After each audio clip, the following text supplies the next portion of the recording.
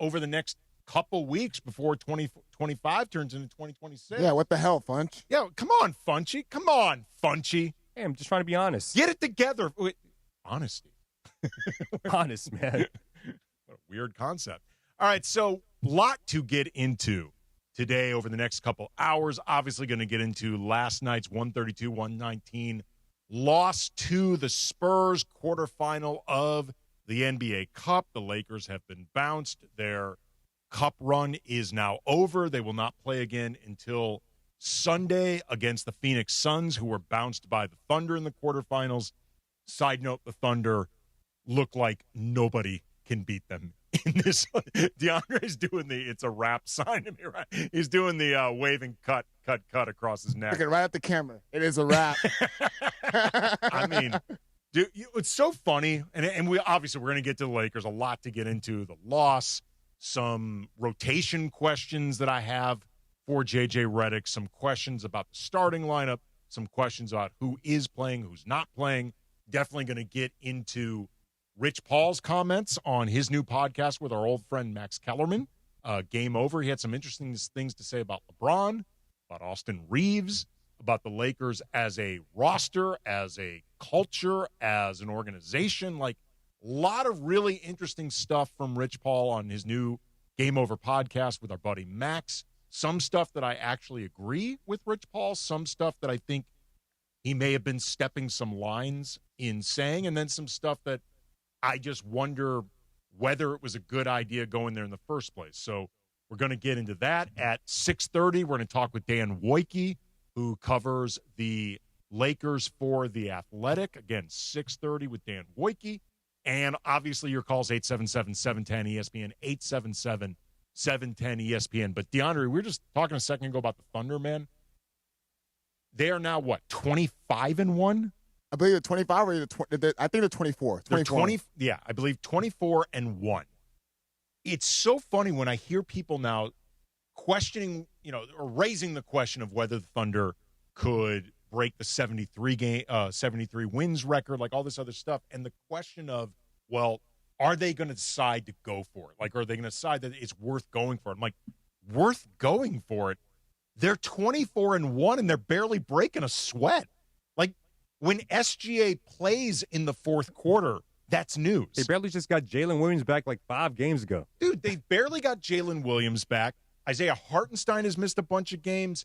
Alex Caruso is on like a minutes limit. He's on like a games limit. Isaiah Hartenstein is missing games right now as well. Like, the idea of should they go for it, I don't even know if they have a choice. I'm not sure if at this point if they're capable of winning fewer than 73 games. Like, short of injury,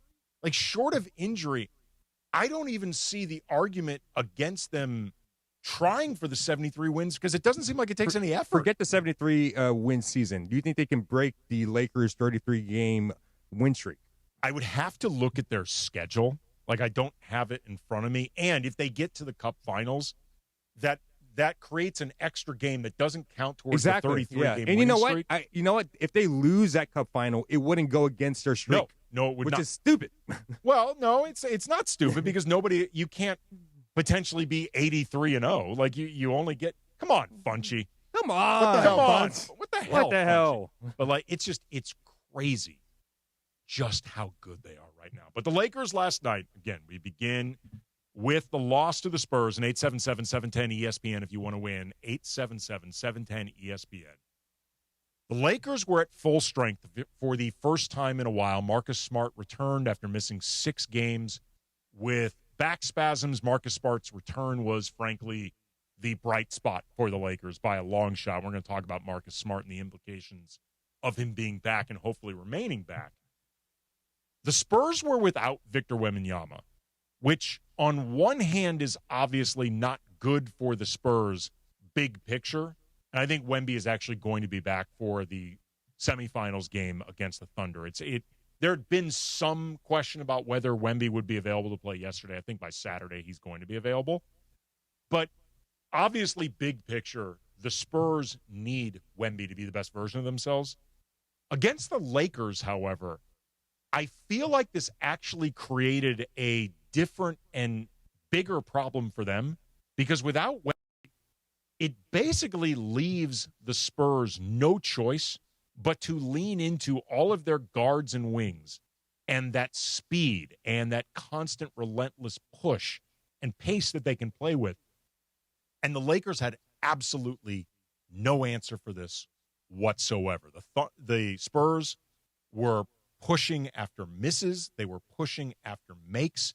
They were constantly, relentlessly going at the teeth of the Lakers defense, daring them to come up with any way to stop them. They got to the line 36 times. And LeBron, after the game, was asked about this. And in so many words, he's like, yeah, man, I ain't mad at it. Like, could a couple of these calls, had gone our way or no calls or whatever? Sure. But they were going at us, man. Like, they were going at us. And frankly, the Lakers are not really a team that can complain much about free throw disparity because they're typically the ones enjoying it. So they had 36 trips to the line. And other than De'Aaron Fox, no Spur who played 12 minutes or more had fewer than 2 free throws. Like, it was just across the board. Nobody had more than 9, but other than Fox, nobody had less than 2. I mean, I'm not going to be a homer here, but they got a lot of help from the refs. A little bit. Let me counter that. Let me counter that. A little bit. Little bit. Got a little bit out of order himself. Yeah, let me counter that. No. He insulted a little bit. I don't want to be a homer here. Himself. I want to be John Ireland, but they got some help. I mean, did you not? I mean, we were watching the same game. They were getting blown by left and right, down. I was watching the same. I mean, they were clearly San Antonio was more aggressive in getting to the line, but they got some calls that shouldn't have been some calls. I mean, they got some of those, but at the same time, if we're really being honest about this, that is a big part of the Lakers' strategy, getting those type of calls. Like, that is something that they look to do. Their offense is, in a lot of ways, predicated on it. I'm not saying the Lakers don't earn it. I'm not saying they're free throw grifters. I'm just saying that is what they do. It is just unusual to have it turned against them as dramatically as it was last night. They had Stephon Castle with 30 points, De'Aaron Fox 20 points, 3 guards or wings, Dylan Harper, Keldon Johnson, and Julian Champagnie combined for 46 off the bench. Marcus Smart had 26 himself off the bench. Lakers, I want to say, finished with 31. So, I mean, the discrepancy was just through the roof. And the Lakers, echoing some sentiments from Rich Paul, they looked slow. They looked unathletic. They looked like a team lacking length. And this is now the 7th loss for the Lakers, which isn't, in and of itself, not an issue. But it's also the 7th time that they have lost by double digits. Like, when the Lakers lose, they get their asses kicked. Like, they get housed when they lose. And it raises questions about the Lakers' weaknesses. And not just that they have weaknesses, because every team, I think, other than the Thunder, apparently, have weaknesses. But the fact that they've lost 7 times, and all 7 times were by double digits, raises questions about how much the Lakers' weaknesses can be really torn apart and really capitalized on, and their incapabilities of overcoming those weaknesses. Like, how much are they capable of offsetting the weaknesses? What can they do to counter it? I would argue that one of the things that they need to consider is the roster, the lineups, the floor combinations. I mean, whether you're talking about the starting lineup, whether you're talking about who comes off the bench, whether you're talking about the rotations, all the different combinations JJ is putting on the floor, the guys that he is willing to put on the floor, the guys that he's seemingly not willing to put on the floor. I think this is something that now is coming to a head that needs to be addressed, especially with Marcus Smart now back. He played incredible off the bench, but also, too, I think he is now going to be forcing a question for J.J. Redick to confront. So we're going to talk about that. Coming up next, again, 877-710-ESPN if you want to weigh in. Lakers Talk, Andy Kamenetsky, 710 ESPN. History lives in the Lakers. Kobe, Magic, Kareem, all the greats. And with LeBron James and Luka Doncic, we are witnessing history being made right now. The excitement never ends, and every bounce, every bucket, every moment seems to only get more exciting. You can catch every Lakers moment from way back then till now at the official Lakers YouTube channel. Get the sickest, latest highlights, in-depth behind-scenes access, historical moments cemented in time, and more at Lakers YouTube. And subscribe now. Did you know that Children's Hospital Los Angeles is a powerhouse in pediatric surgery? They perform nearly 17,000 surgeries a year, from high-tech robotic procedures to the most delicate operations on newborns, led by one of the largest surgical teams for kids in the country. With national rankings to back it up, CHLA brings all-star skill to every procedure. So when your child needs surgical care, turn to the team that's in a league of their own. To learn more, visit chla.org. Morales here, and if you're in the market for a new ride, there's only one place to go. You know where it is, the Big Cat, Felix Chevrolet. You know the one right off the 110 in downtown LA with that classic black cat, Felix the Cat, smiling down on Figueroa. They've been serving Angelitos for over 100 years with unbeatable deals, an amazing selection, and service that treats you like family. A la familia. So whether it's a brand new Chevy or a certified pre-owned, make your next stop Felix Chevrolet. Head over to Felix Chevrolet, the Big Cat today. Ask for my guy, the GM Nicky D, and say, hey, I want to see that big cat. The holidays are here, and Amazon Pickup is your MVP of package pickup. Need that perfect gift, like a brand new jersey for the big game? With Amazon Pickup, you can grab your order from secure Amazon lockers or counters near you on your schedule at no extra cost. It's fast, it's easy, and it keeps your holiday surprises tucked away safely. Amazon Pickup makes holiday shopping worry-free. Find your nearest Amazon Pickup location at amazon.com/pickupmvp. That's amazon.com/pickupmvp. Do you owe $10,000 or more in credit card debt or personal loans? With credit card debt at all-time highs, Debt Relief Advocates is urgently notifying consumers of debt relief now being made available, designed to aid consumers with out-of-control credit card debt. Those who qualify and enroll for this relief program will only have to pay back a fraction of what they owe. This is not bankruptcy or a debt consolidation loan. This is a relief program that credit card companies would rather you not know about, as it ends your debt nightmare and saves you lots of money. Consumers owing at least $10,000 in credit card debt or personal loans can now take advantage of this debt relief as the cost of living skyrockets. Debt Relief Advocates has established a relief hotline for you to call to learn what debt reduction you may qualify for, so don't wait. For this free information, call the Relief Hotline at 800-606-8737. 800-606-8737. 800-606-8737. 710 ESPN. What a slam dunk from the King last night. But it still wasn't enough to take out the Spurs. 1 minute remaining. LeBron head down, barrels to the rim, and dunks on top of Cornette, and it brings the crowd to its feet. But here come the Spurs. Back the other way. De'Aaron Fox puts up a runner, and they block that. So it's just a play. You hope that momentum plays will carry over. And I mean, there was a moment where we had an opportunity. We had 2 straight turnovers after that, and went from an 8-point game to a 12-point game in the half. So we did have some momentum going into the halftime, and then started the third. We went back down 20. Lakers Talk is presented by Hoag Orthopedic Institute. When pain keeps you from doing what you love, Hoag Orthopedic Institute gets you back to you. Visit HoagOrthopedicInstitute.com to get the help you need today. More Lakers Talk with Andy Kamenetsky rolls on.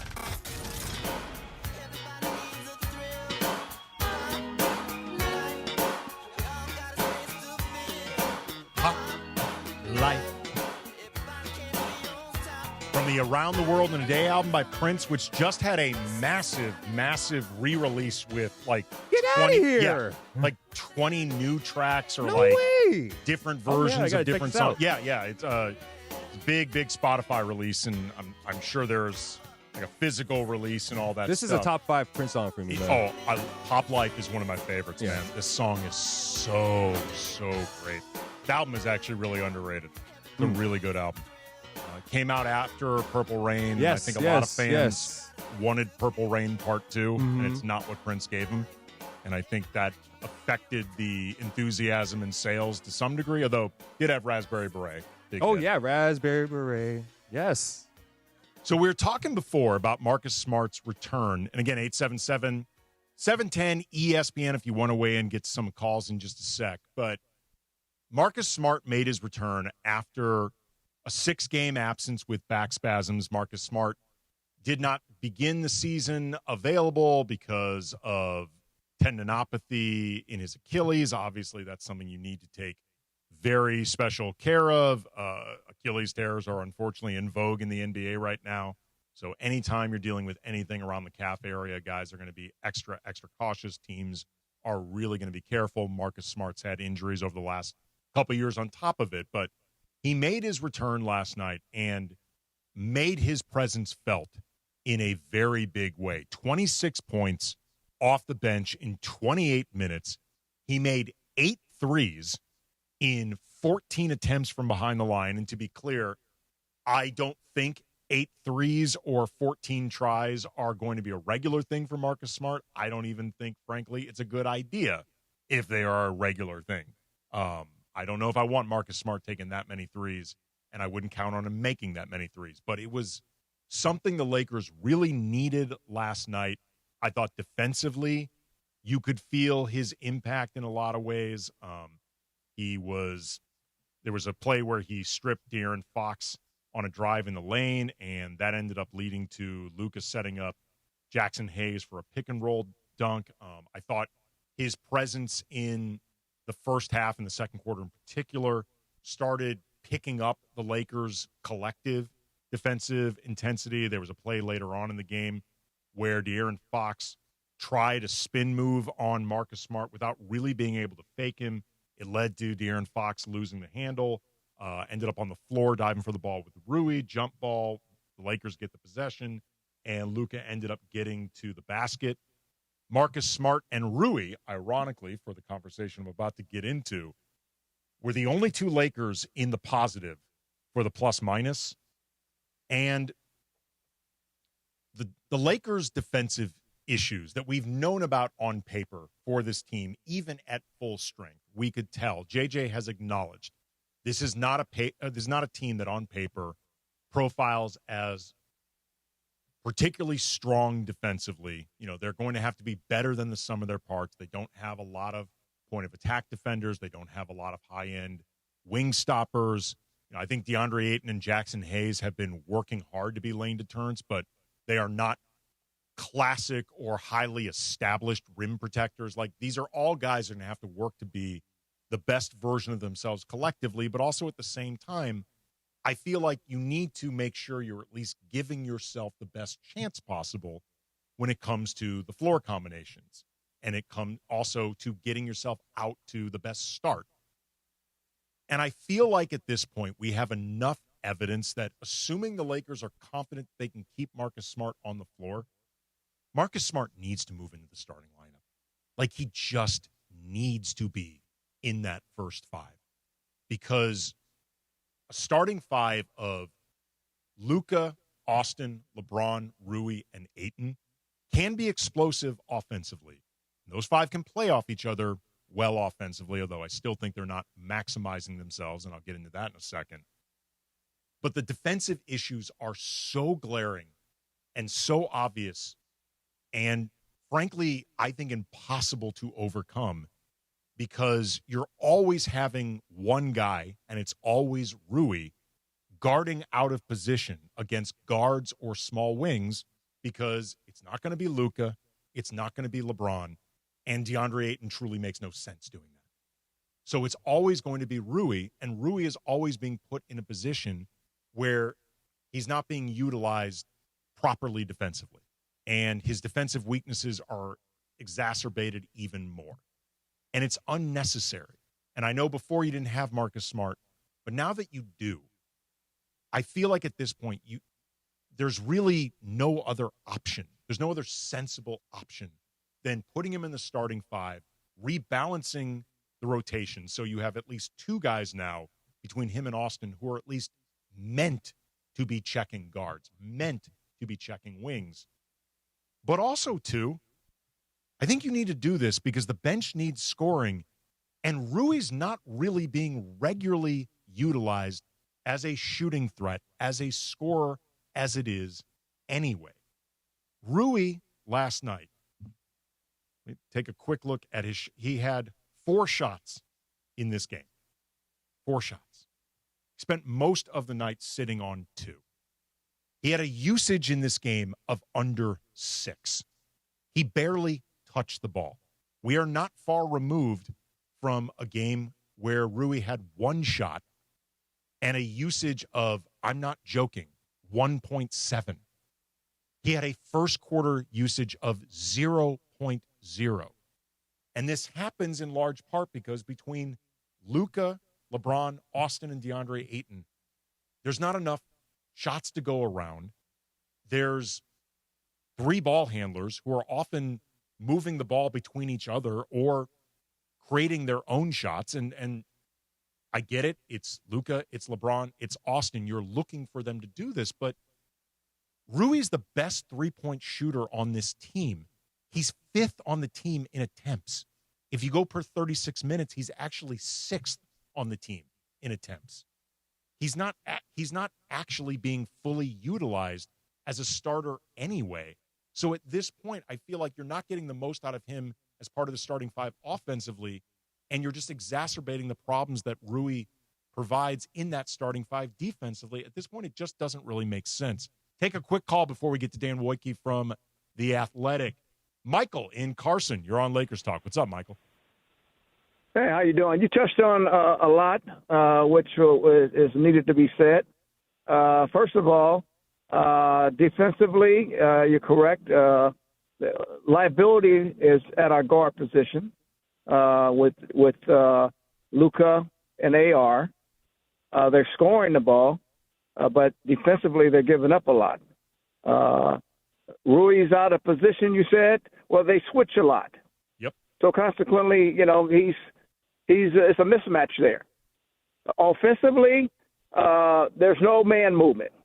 No man movement, no ball movement. So you have Rui just standing in the corner most of the time. Okay? So there needs to be man movement, ball movement, and, JJ got to coach.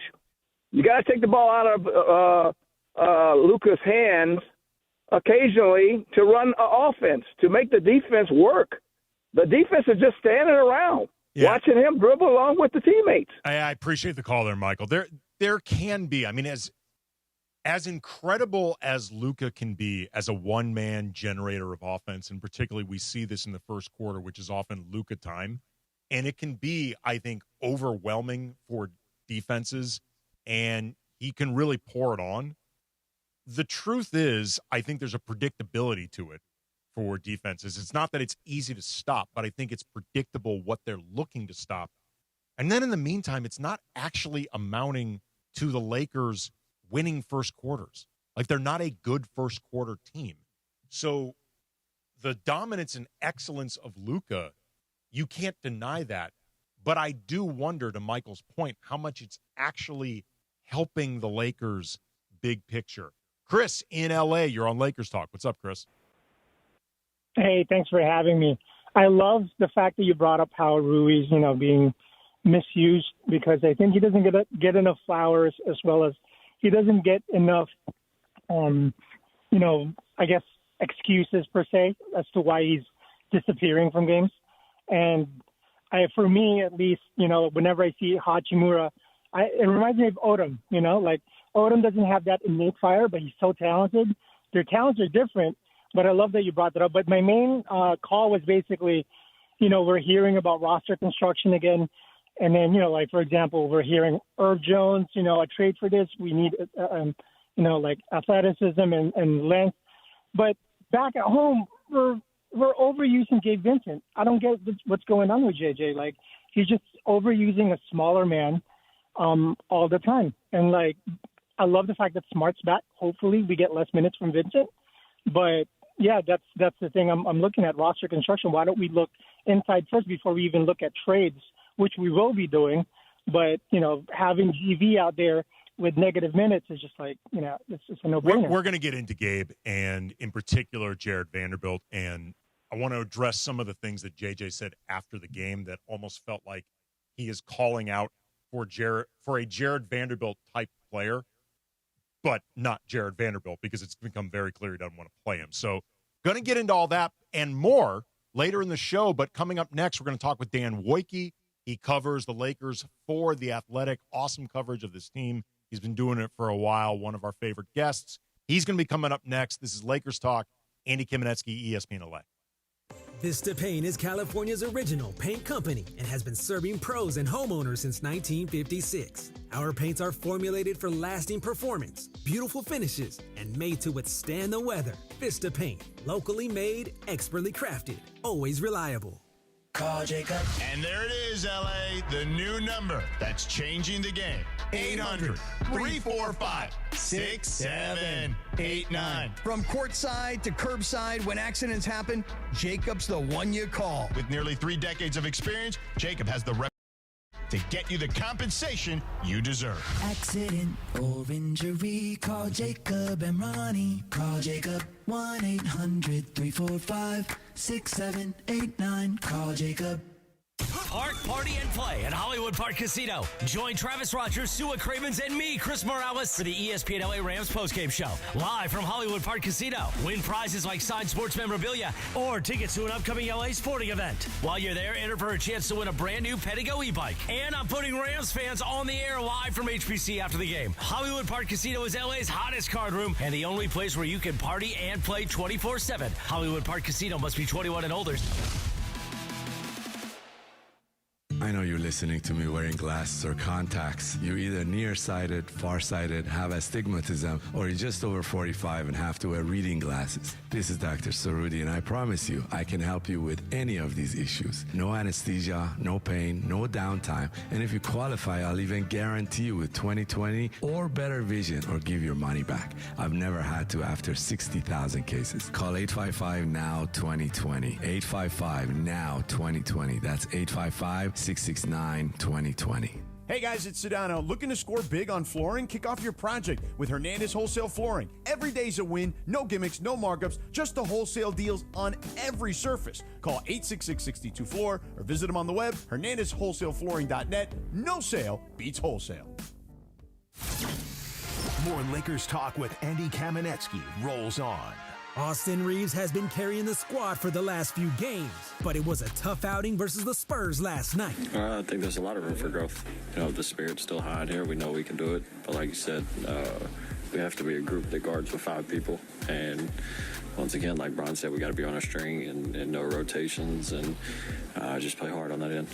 Lakers Talk is presented by Hoag Orthopedic Institute. When pain keeps you from doing what you love, Hoag Orthopedic Institute gets you back to you. Visit HoagOrthopedicInstitute.com to get the help you need today. And all new Lakers Talk is on right now. Back to Andy Kamenetsky.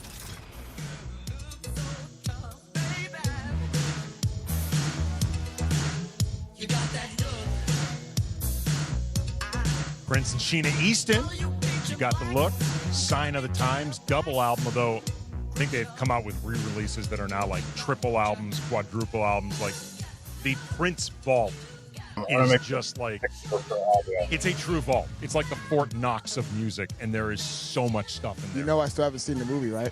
Of course you have. And then I told DeMarco that too, and he looked at me like I was crazy. He said, you got to watch it. Well, I'll tell you this. Like, Purple Rain is a really fun movie. There are elements of it that don't age well, but it's fun. Sign of the Times is an awesome concert film. It's really, really good. We are going to be joined by Dan Woike. Is he with us right now? He's there. Dan, do you have any thoughts on Prince or Sign of the Times or Purple Rain before we get to the Lakers?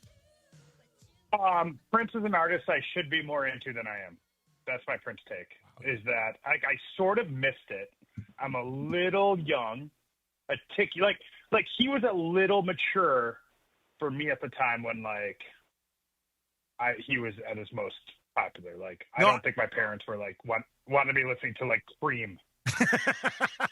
No, I get it. My parents had the exact same worries and nervousness about a little tune called Darling Nikki. But Dan is joining us, covers the Lakers for The Athletic. You can follow him on Twitter at Dan Woike Sports, WOIKE.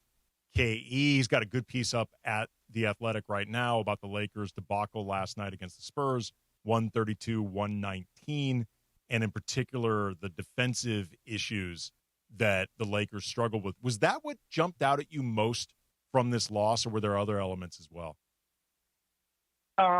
So this is hard to explain. I don't really think about basketball so much when I watch the Lakers.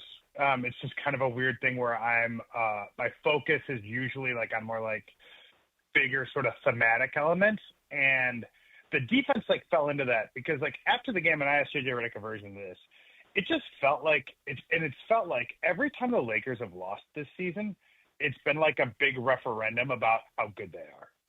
Like in a real way, right? Mm-hmm. Like not in a way that their wins haven't like established them as contenders.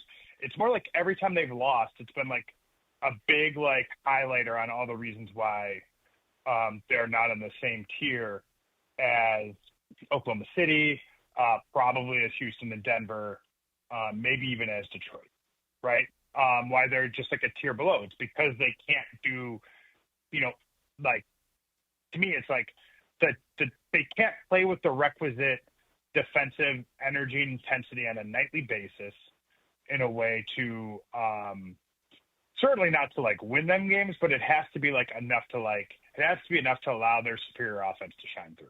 Right? Like that's who they are. They're an offensive team. So like, can they establish enough of a defensive identity? And I think like, what happens and what I've seen happen in a lot of these games, I thought it happened in Boston with a guy like Jordan Walsh. It certainly happened last night with Keldon Johnson, is that it's just sort of like because of their defensive flaws, it kind of allows some players to level up, and like confidence is a hell of a drug and it's contagious.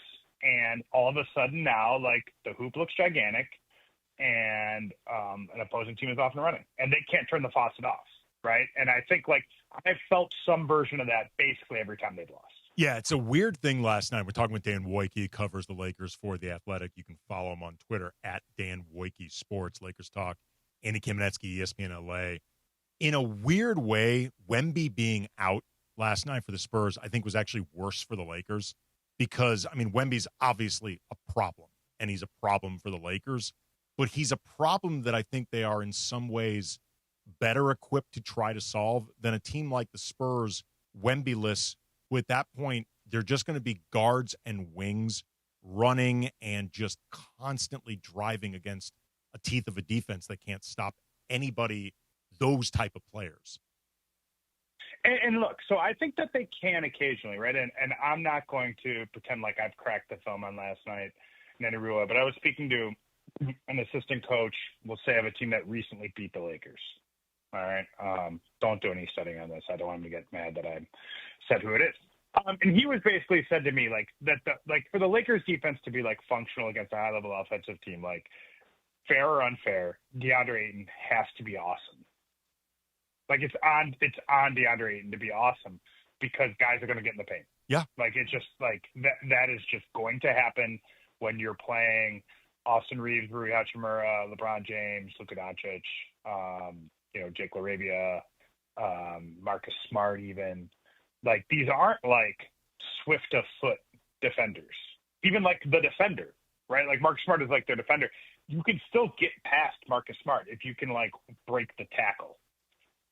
And sort of, you get through the line of scrimmage against Marcus Smart. Like, it took me a second to get what you meant. Yeah. Like, I mean, you're going to probably be faster than him. Like, he's not winning those matchups with speed. And so, that is like I think like a repeated sort of issue in a lot of these games. And, as I wrote at The Athletic, like I'm pretty in touch, I think, with like what Laker fans are saying and what they're thinking, what they're posting on Reddit and what they're, putting on the internet about trade targets and stuff like that. And like, yeah, like Herb Jones feels like a magic bullet to solve this. Right. And it's like a pretty simple solution. You send expiring money, you send your first round pick unprotected, even if you want, and you go get Herb Jones and all is solved and you go hang a banner. Problem is, as of today, New Orleans isn't trading Herb Jones. Like they're not, he's not available, record or not. Like that is from very good sourcing around the league. Like, I think like as of right now, it is way more hypothetical than it is a reality. He is the front office in place in New Orleans signed him to his current extension. As they built out their version of this team, they decided to extend him, right? Like they are in no rush in any real way. First of all, he can't be traded until I was going to say the good news for the Lakers. So a lot hopefuls, can change. A lot can change. They can't do this until what, January 15th?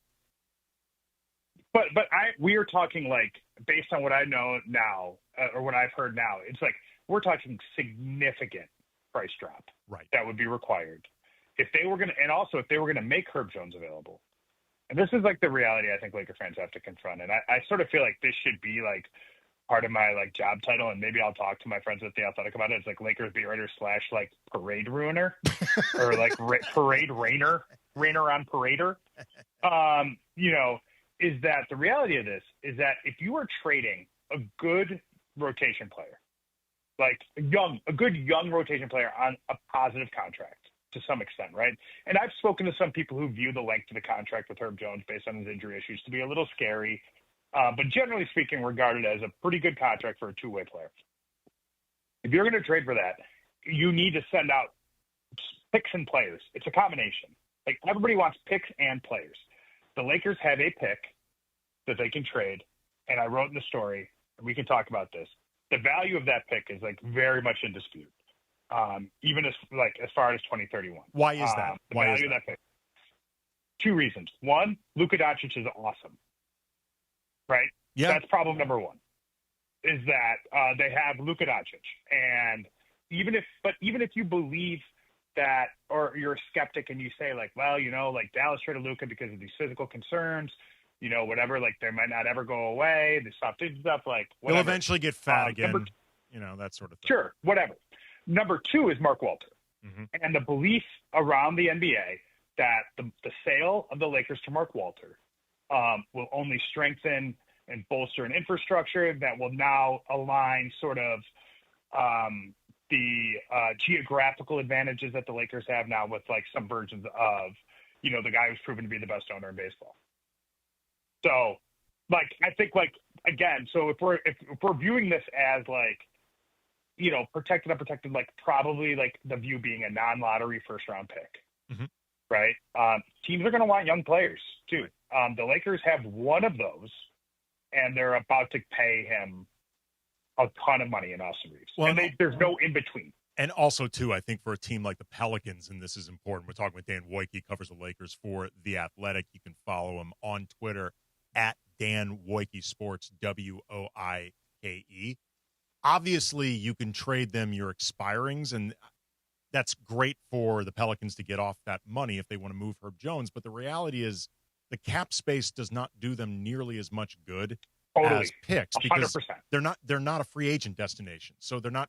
It's the same proposition, I think, that would make it pretty impossible for the Lakers to trade for Giannis, or difficult, because they don't need to clear cap space. Like no free agents go to Milwaukee. They need picks and players, and the Lakers can only offer so much.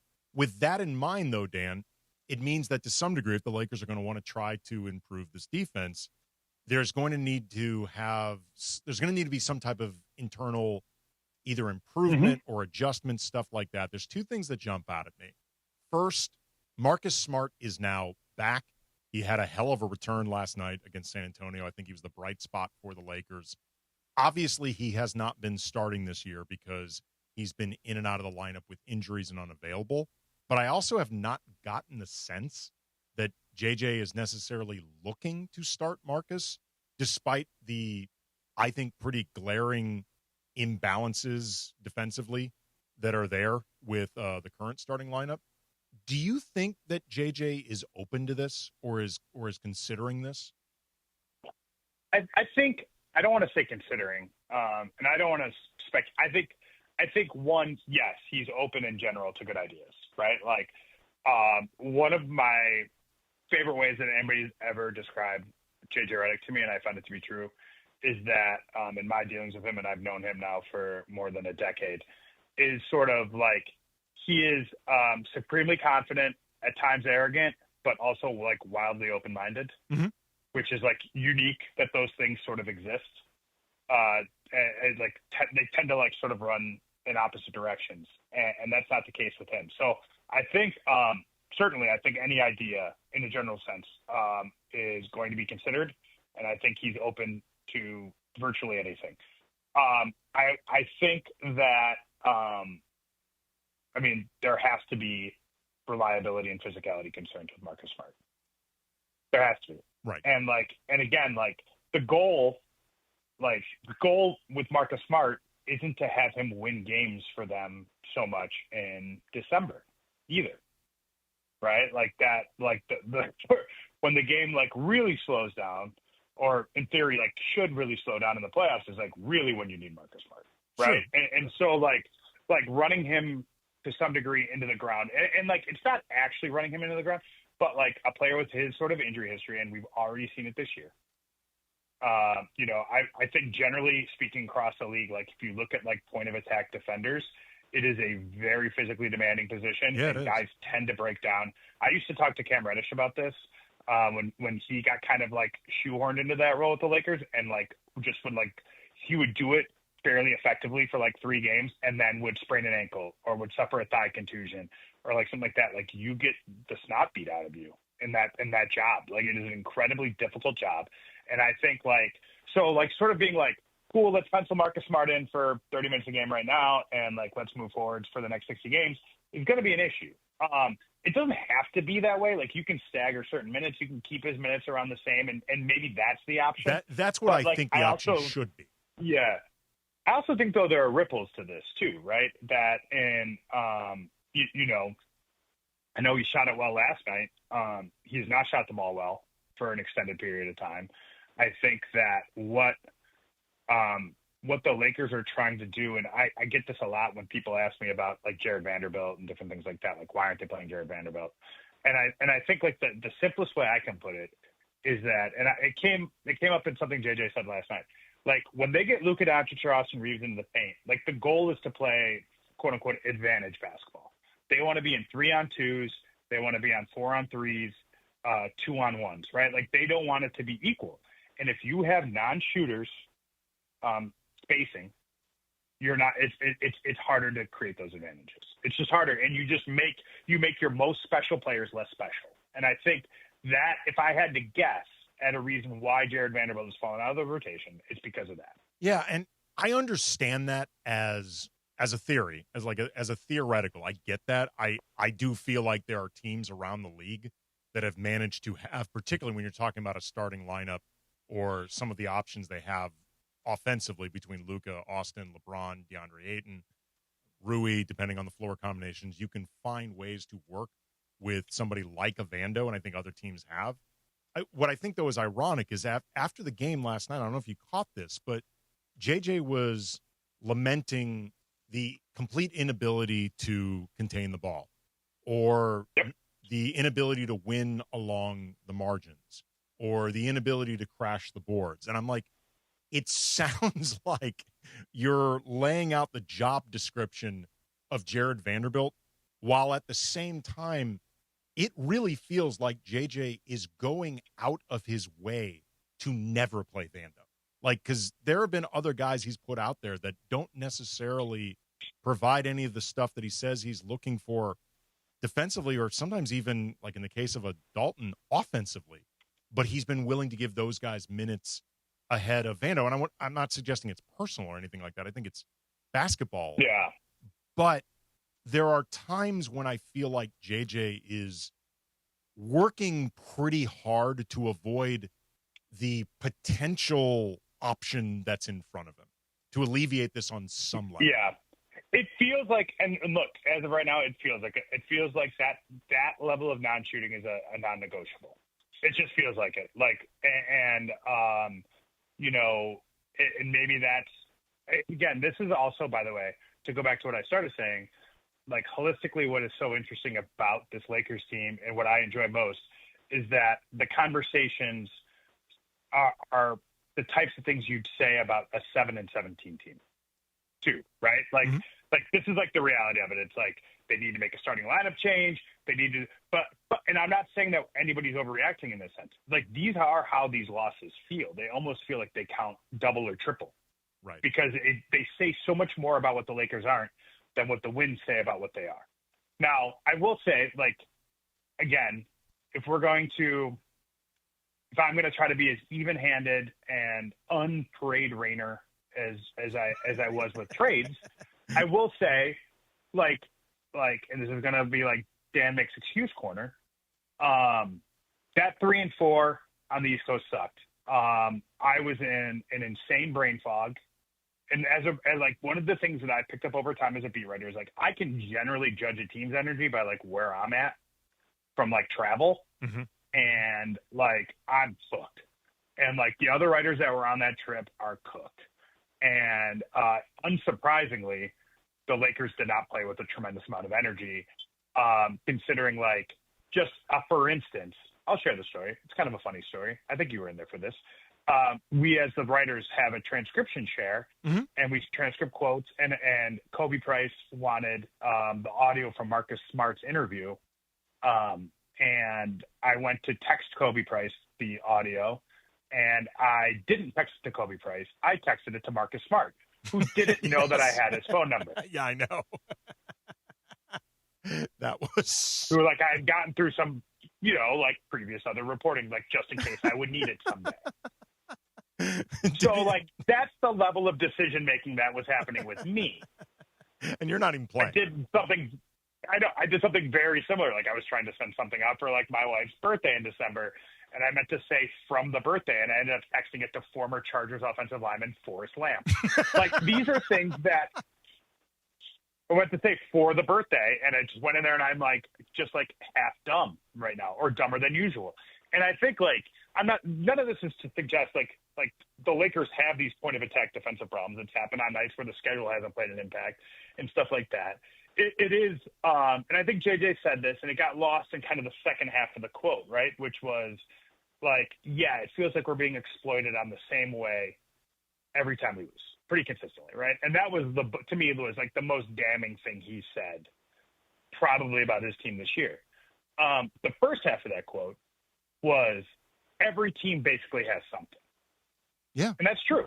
Every team does basically have something, right? Like, and the Lakers were able to do it to some extent against San Antonio when it came to like putting De'Aaron Fox on the block and you know what I mean? And getting inside against their smaller guards, using their Lakers size, getting guys like on a night when their offense wasn't like really humming that much, like minus like Marcus Smart shooting, like in the first half, like Luka was able to create advantages at the basket and use his size. And, I think like they're going to be able to exploit teams that way too.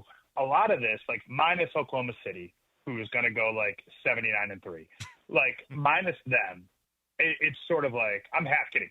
I think like 75 is totally in play for them. Absolutely. And I think but minus them, like basically every other team in the NBA has something you can exploit.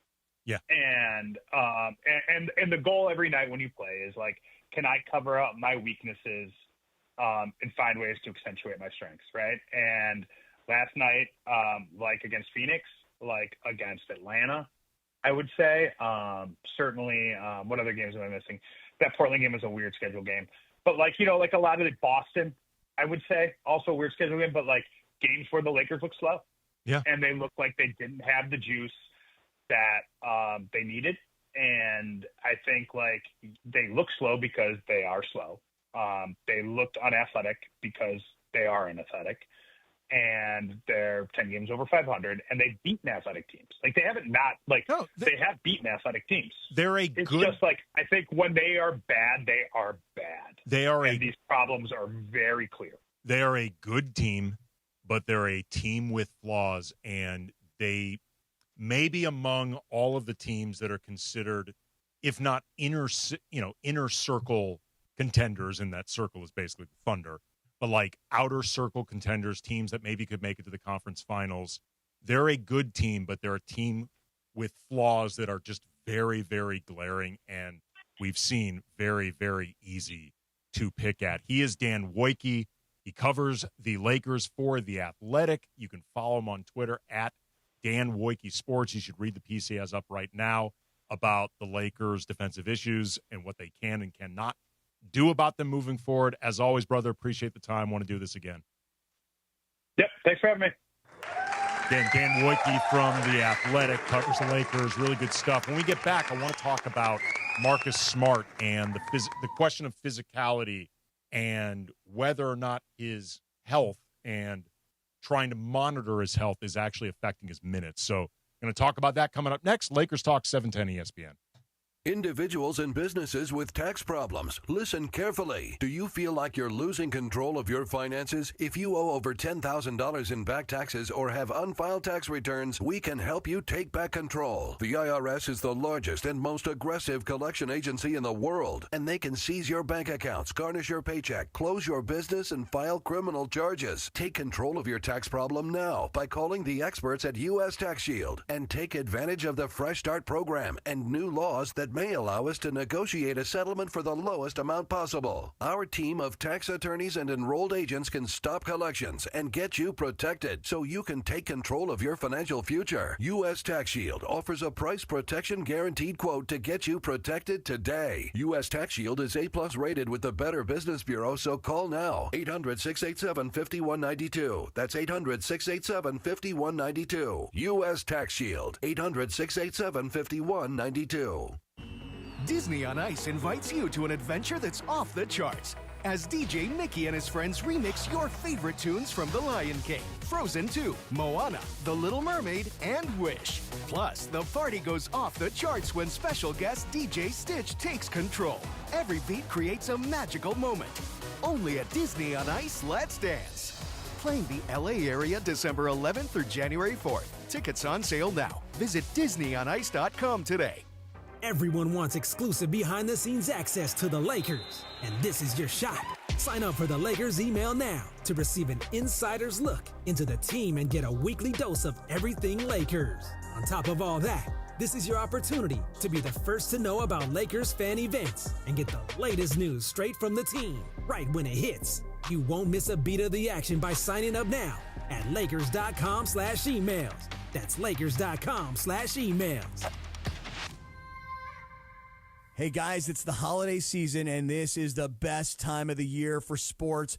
We got bowl games, we got basketball, we got playoff pushes. It's all happening at the same time of the year. And while you and I are out here making decisions every day, what gifts to buy, who we're going to buy them for, what we're going to eat, which game to watch, there's one place where it feels so good to be right, and that's Prize Picks. You know, we got a brand new feature here on Prize Picks.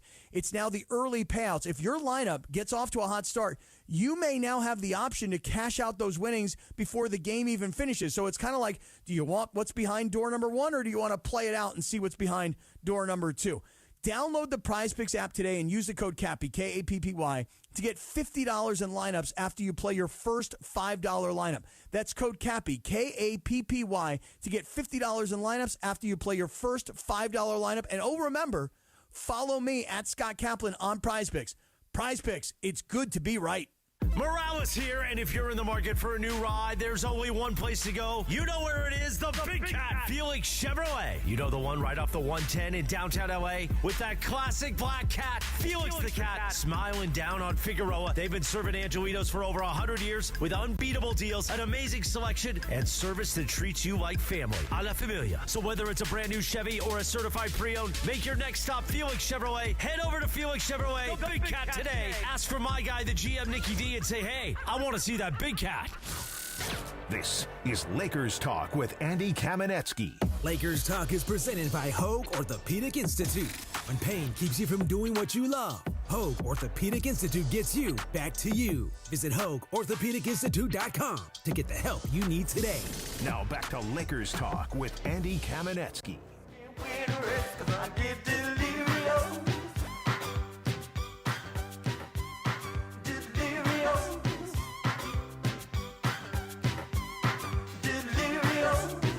Lakers Talk, Andy Kamenetsky, ESPN LA, 710, going through all the greatest hits from Prince. 1999, little Delirious. By the way, the word delirious was apparently big in like the early to mid 80s because there was this song off 1999. There was Eddie Murphy's Delirious, his concert special, Delirious. And there was also the John Candy movie called Delirious, which, if I remember correctly, used this song in the trailer. Because wasn't he like a novelist or something in that movie or something? I don't know what it was. Some John Candy being zany. That's all I remember about it. I was kind of a kid when it came out. But and Eddie Murphy with the red suit and Delirious. Oh yeah, the red suit. Yeah. Oh, Eddie Murphy loved him a leather suit back in the day. Typically red, but he occasionally went purple. Yes, He occasionally went. That was Raw. That was Eddie Murphy's Raw. Yeah. Yeah. Each concert special was a different color leather suit. Yes. So we were talking before with Dan Woike, and appreciate the time again. Dan Woike from The Athletic covers the Lakers, about Marcus Smart and the question of whether or not he could start this season, whether JJ is open to a less offensively potent player. Marcus Smart, I know he had 8 threes, 26 points off the bench, but that is not typical for Marcus Smart. He has some offensive utility, but he is flawed. But also just the question of, can he physically hold up in a starter's role? Tuesday at practice, I actually asked Marcus if there has been a discussion or some type of minutes limit for him, like they're monitoring his minutes as, I guess, part of a season-long project. Here's what he had to say. Not really. It's more so just, if I'm feeling good, and I'm playing well, the minutes will stay high. Use me, when needed. If there's a game where I don't need to play 30 minutes, we're not going to play me 30 minutes. And that's plain and simple. So, the long haul, obviously, getting through the season, regular season, and making it to the playoffs. So, I know that's a long way, obviously, we're thinking, but, we just want to make sure that we're chirping and we're getting ready and rolling at the right time. So if that means, conserving our energy and not playing guys 40 minutes when they don't have to, then we're not going to do that. So basically the long or the short of it from Marcus Smart is, I can play the minutes that they need me to. If they don't need me to play additional minutes, they're not going to play me. And I think he is also including LeBron in that. I think he's including Luka in that. Austin, Rui, some of the guys are going to be counted on for heavier minutes this season. But in particular, Marcus and LeBron, and I guess maybe Luka to some degree, given the injuries that he's had the last couple seasons, are the ones that I was thinking about, like specifically monitoring his minutes and maybe even putting something like a cap on them. According to Marcus, despite the recent injuries, that is not a thing for him. Lakers Talk injury report went through, that is brought to you by the Call Jacob Injury Hotline, the only number LA trusts after an accident. 800-345-6789. Again, that's 1-800-345-6789. It is the easiest number in the world to remember in the event of an accident, and is the number that you need to call in the event of an accident. Mitch in New Jersey, you're on Lakers Talk. What's up, Mitch? Happy holidays. Yeah, you as well, man. Andy, thanks for taking the phone. Yep. Yeah, Meg's a little weak bench there. Definitely needs 3. I thought when they got Marcus, it was just to relieve either Reeves or Luka. And with Oklahoma, they got to push to break that record. I mean, got to be against the record to rest. I mean, fans want to see the stars. The commission should say something about that too. If they just ease off the pound. I mean, look at that talent on that team. They got. I don't know if they'll break 33, but and one thing about with this tournament, the game, if they make the championship, it should count. Same thing with the points, the victory. It's one game, so that tells everybody. Tell us everybody know you play. Well, Mitch, I appreciate the call there. The reason they can't count that is because if one team or two teams have 83 games and the rest of them have 82, it messes with the standings. Like, it actually turns it into an uneven proposition. Like, from a mathematical standpoint, you can't do that. Like, if you win the NBA Cup, it counts towards your achievements, and, teams will acknowledge it in the form of a banner in their arena, stuff like that. But mathematically, you cannot have two teams with one extra game. Like, it can create advantages, it can create disadvantages, the way it affects your overall winning or losing percentage. Like, you can't do that. As far as the bench being weak last night, it was weak, other than Marcus Smart exploding for 26, but that's not something you can count on. I think that could be helped if you moved Rui to the bench, where he would be their designated scorer. I actually think he would get more shots. I think he would have more utility. Coming up, we can talk more about that, but also I want to get into the question of Vando, because JJ said some things that I thought were interesting after last night's loss that, again, feels to me like really truly avoiding playing Jared Vanderbilt at all despite the fact that Jared Vanderbilt actually would potentially address some of the issues that we're dealing with. Also going to get into Rich Paul's comments on his podcast with Max Kellerman about the Lakers. That's all coming up. Lakers Talk, 710 ESPN. Highest.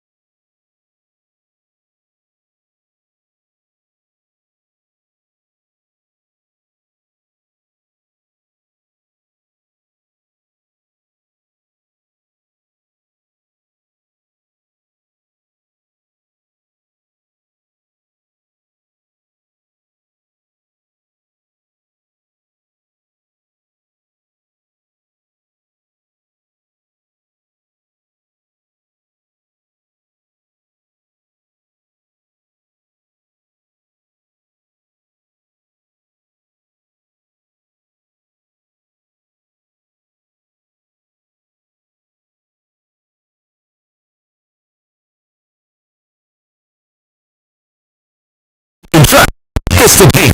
No flag.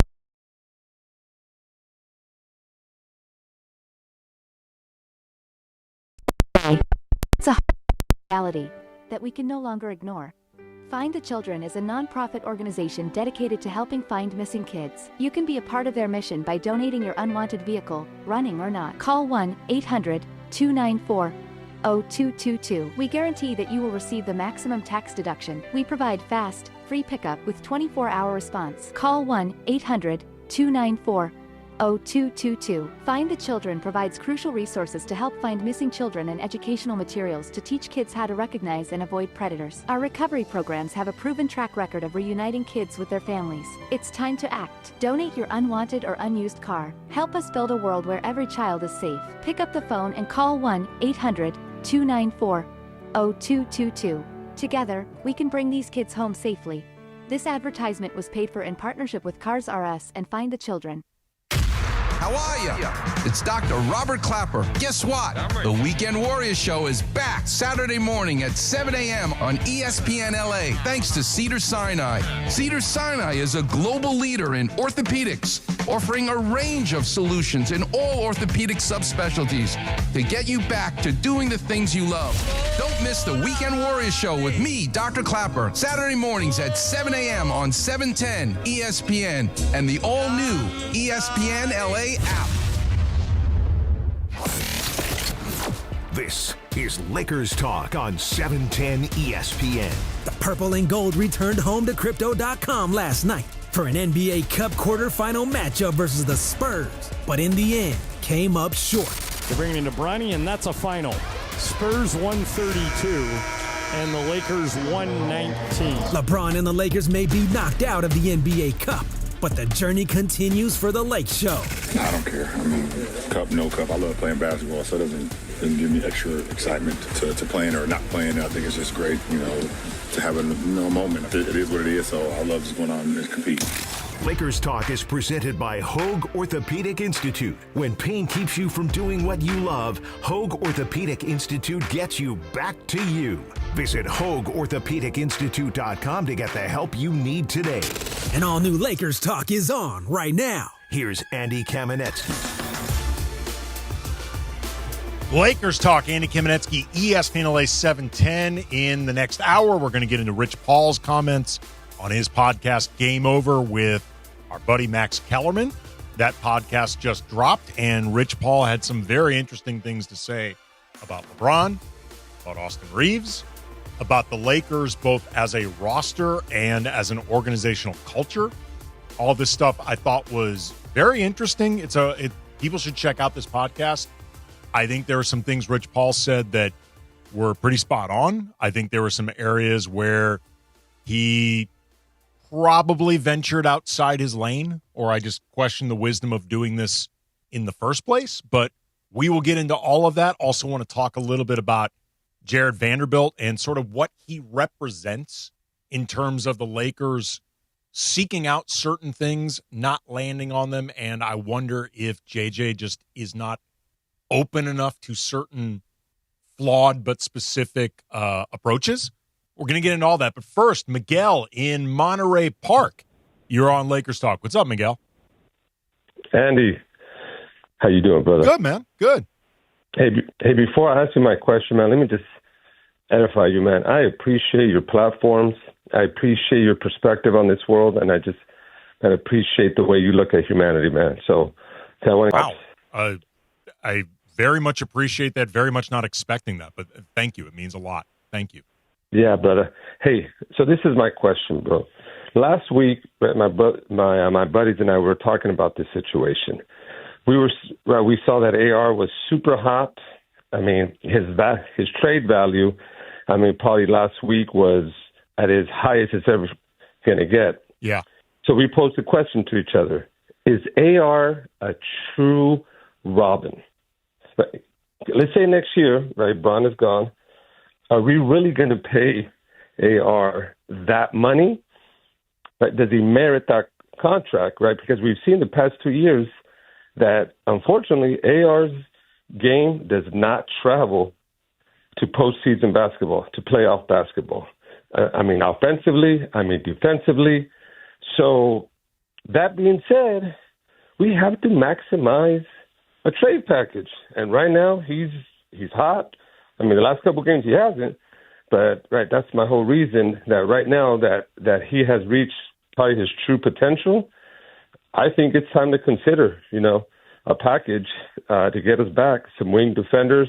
I like AR. Don't get me wrong. No. I like his. I hear what you're saying, Miguel, and I appreciate the call. And again, really appreciate the very, very kind words. Mr. Humanitarian right here. I was not expecting that, but it is incredible. He brings up a good point. I ain't gonna lie to you.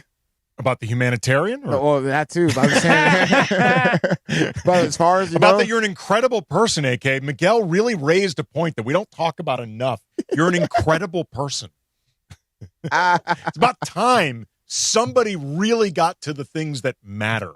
How incredible you are. The respect on your name, AK. Yeah, exactly. But the question of Austin right now, Miguel is correct that he is having a career year, and he has showcased himself incredibly well.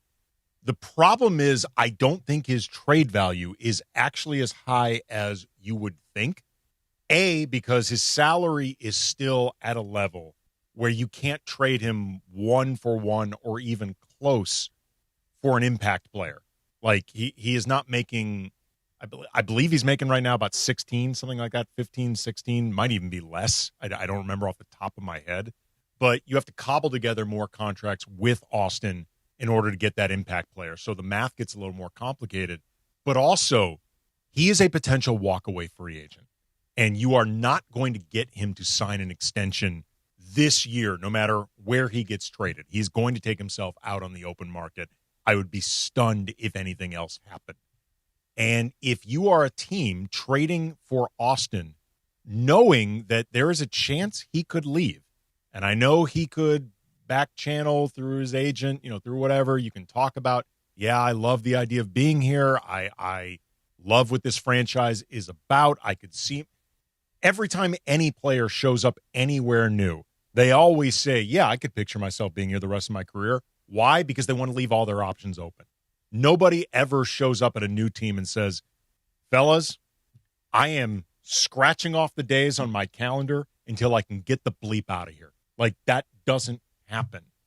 And you cannot trade, I think, a lot of value for Austin knowing that he could walk away. And, like, for example, Giannis, the concept of Giannis has been linked to the Lakers because every star is always linked to the Lakers. But if the Lakers were to look to make that move for for Giannis, there's that question of would they include Giannis, or would they include Austin? From my perspective, if I'm the Bucks, I'm not interested in Austin Reeves as the centerpiece of a trade because A, I think he's too old for the rebuild that they would be looking to do anyway. Austin would be 28 in his first full season with the Bucks. But also, too, DeAndre, does Austin Reeves strike you as the type of guy that wants to spend his prime years in Milwaukee for a rebuild? No. No. Absolutely not. He would love to play for a contending championship team. Like Who wouldn't? Yeah, the dude. Well, maybe he likes Laverne and Shirley. Maybe he likes bratwurst. Maybe he's a Green Bay Packer fan. I don't know. A Brewers fan. Look, man, you can buy the NFL package. You can travel to Green Bay during an off day. You can buy Laverne and Shirley DVDs. Like you can handle all of these things without going to Milwaukee. But isn't it like you look at it as just Lakers as a whole, trying to figure out like, because everyone's the biggest thing right now is they need more defense. Let's add a more athletic wing to this team. Yeah. But when you look at it, like there's not only is Austin Reeves on expiring contract, he has a chance to walk away and get more money. But like Gabe Vincent's on an expiring contract. Isn't Rui on an expiring contract? Like there's a lot of guys on the Lakers team who's on an expiring contract. So the teams look at that as like, well, we don't really value that as much because we don't know if they're just going to walk. Well, it depends. It depends on who the team is and why they're making the trade. Like if you're looking for expiring money, that could be one thing, or to get off a certain contract. But if you're Milwaukee, anything that you're looking to get in a trade for Giannis, whether you're talking about players, whether you're talking about picks, whatever, it has to all be about building towards the future. Cap space doesn't help the Bucks because they don't get free agents.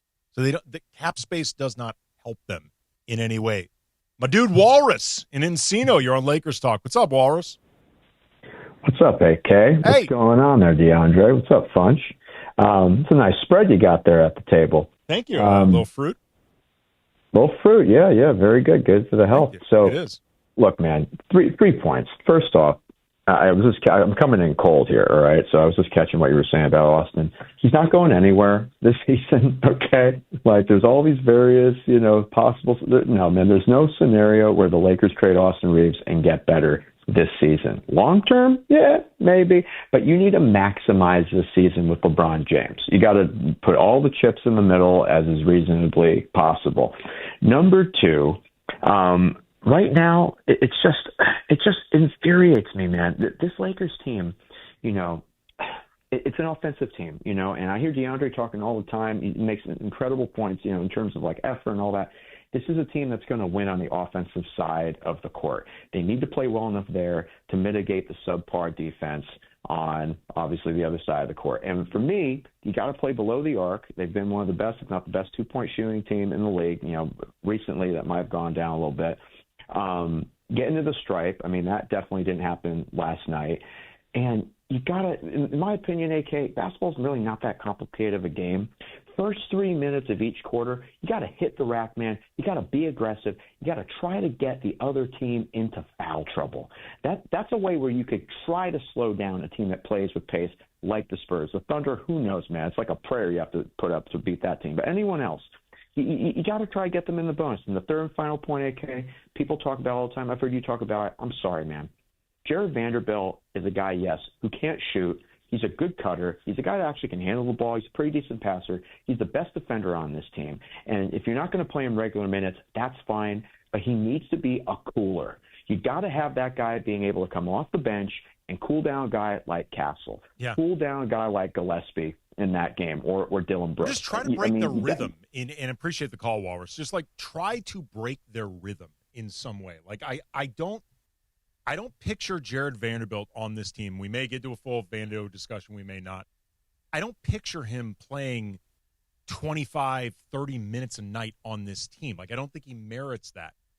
But I feel like he could be out there to junk up what another team is doing offensively, just try to get somebody out of rhythm.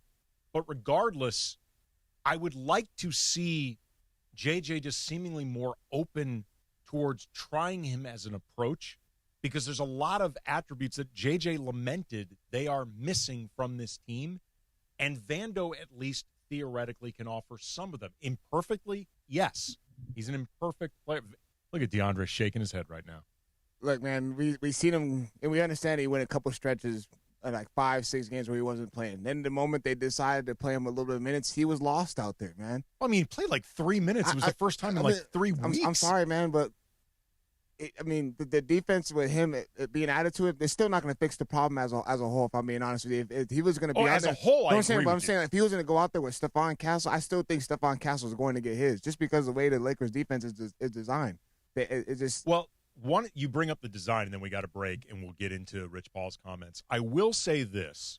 If they're going to switch as often as they do, as automatically as they do, to some degree you mitigate what you might get from Vando as the designated stopper or point of attack guy. The Lakers switch so often, and I think often so willingly, and in ways that almost feel polite, like they're working with the team that they're switching against. Like, hey, how would you like us to defend you? Because we can accommodate. If you're going to be doing that, to some degree, it does mitigate what Vando would bring to the table, but also just the rebounding, the energy, the physicality. Again, like just something that breaks. If it's not going to be Vando, then I feel like give Thero some more run, like with some athleticism, like put up with some mistakes, put up with some imperfections, because what you have now, you're creating a threshold of offense that has to be exceptionally high because you give back so much of it on the other end. And I think that can be a hard wire to walk. All right, coming up, take some more of your calls. Got a few people holding. We will get to you. And then also Rich Paul's comments about the Lakers. That is all coming up, 710 ESPN.